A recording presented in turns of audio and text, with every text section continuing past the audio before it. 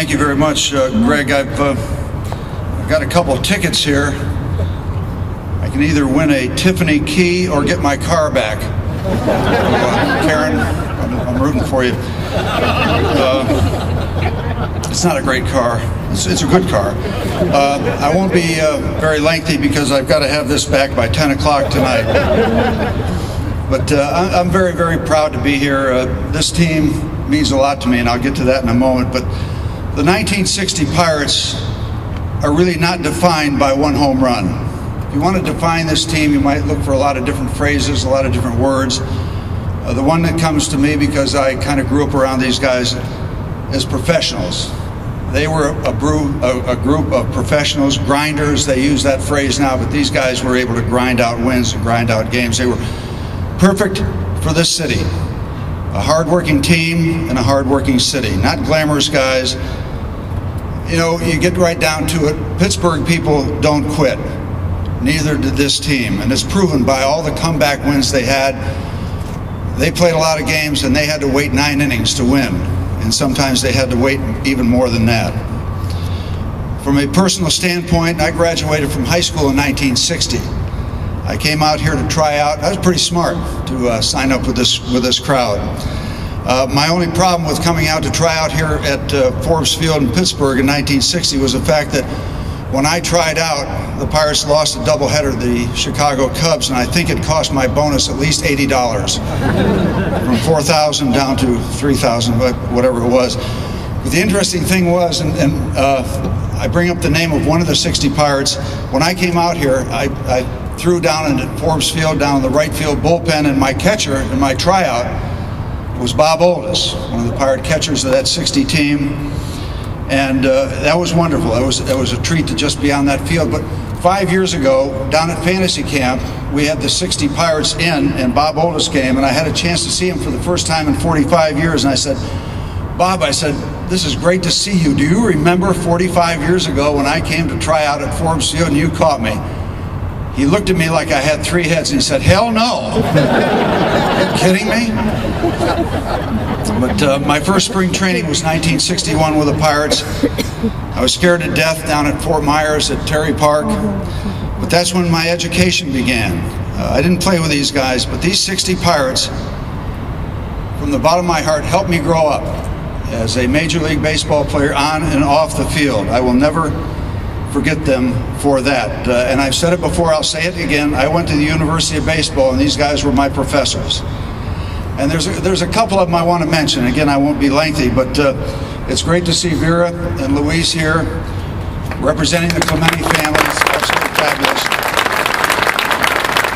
And I remember, as a young player, that I had Roberto Clemente up on this plateau so high that I didn't dare talk to him until I felt like I had proved that I was good enough to be on a team with him. And of course, I made the mistake when I felt that way of going up to him and said, Roberto, if I ever get traded, I'm going to pitch you inside, because every National League pitcher pitches you away and you hit 350 every year. And he said, Blass, I'm going to tell you something. You pitch me inside, I'm going to hit the ball to McKeesport. I said, we're good? Good? Everything's okay? Good? Okay. Done deal. So now I come to Maz, and of course, Maz gave me great advice through the years, and didn't say a lot, but when he said something, we all listened. And I listened the night that I was scheduled to pitch against Sandy Koufax, when Maz came up and back of me, tapped me on the shoulder and said, pitch a shutout, kid, and we'll play for a tie. And then his other nugget for me was the fact that he hated to go from second base over and talk to the pitcher. He respected the fact that we had our job to do, he had his job to do, hated that. But of course, when a pitcher was getting his face ripped off, as I was one particular night, my ERA was going up faster than the price of gasoline. Danny Murtaugh said, you know, go over and talk to him. We're getting somebody warmed up in the bullpen. Kill some time. You know, he's not good. He doesn't have it tonight. So Maz comes over and he's looking. He says, you know, I don't want to be here. You know that. I never come over here. I don't want to be here. They made me come over. They're warming somebody up. He said, but you do know you're getting your ass kicked. So, you know, those kind of things came along, and you know, you have these experiences with this group. The first year I was in spring training in 1961, we had pickoff play warm-ups at 8:30 in the morning. I'll never forget this as long as I live. We're out there 8:30 in the morning. Dick Stewart's at first base. Vernon Law is working on pickoffs. And the deacon comes around with a quick move, hits Stewart right in the chest. And I have never heard such things in my life as Dick Stewart said to the deacon. Words I'd never known in Falls Village, Connecticut. And the deacon was there with wonderful example of tolerance, which I remember to this day, but quite an education. But on a serious side, there's a guy that's not here. These guys will remember him. Gene Baker, Goldie, he was called, his nickname.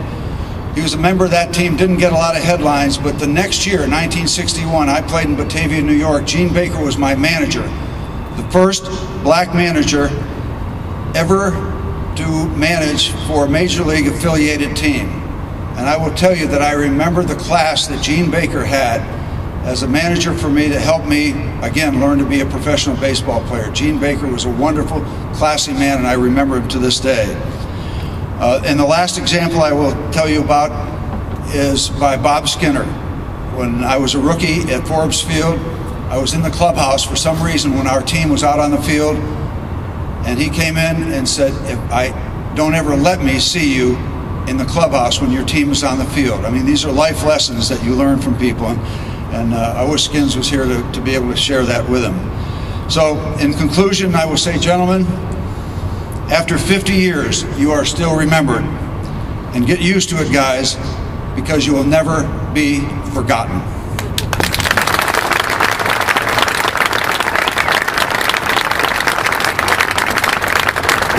I have one more, and this is a pleasure.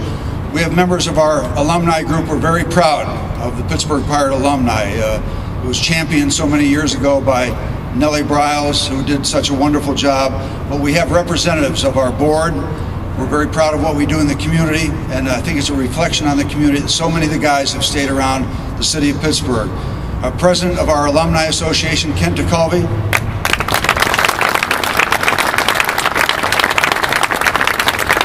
A guy who got it figured out, pitched for the Baltimore Orioles in '71, but then got it figured out and came to pitch for the Pittsburgh Pirates in 1979. Grant Buck Jackson.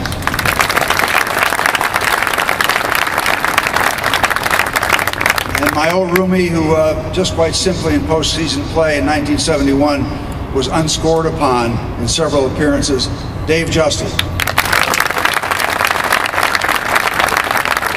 our coordinator of our alumni group, who does such a great job getting us all squared away, getting us out in the community.